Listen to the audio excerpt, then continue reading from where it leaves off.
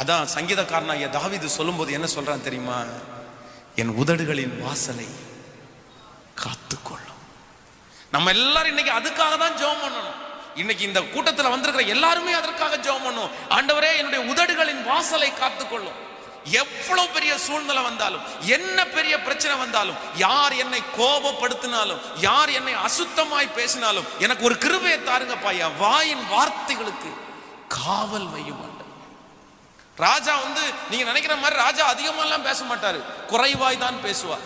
ஆனா அந்த ராஜாவே ஜெபம் பண்றார், என் உதடுகளின் வாசலை காத்துக்கொள்ளும். சாதாரணமானது இல்லைங்க. நிறைய பேர் வாயினாலே சொல்லுகிறது சாதாரணமானது அல்ல. நான் வேதத்திலிருந்து இன்னைக்கு ஒரு சிலதை மட்டும் இந்த வாயின் வார்த்தைகளினால வருகிற இந்த வாயின் வார்த்தைகளுக்கு எவ்வளவு பெரிய பவர் இருக்கு அப்படின்றத குறித்து நான் ஒரு சிலதை இன்றைக்கு உங்களோடு கூட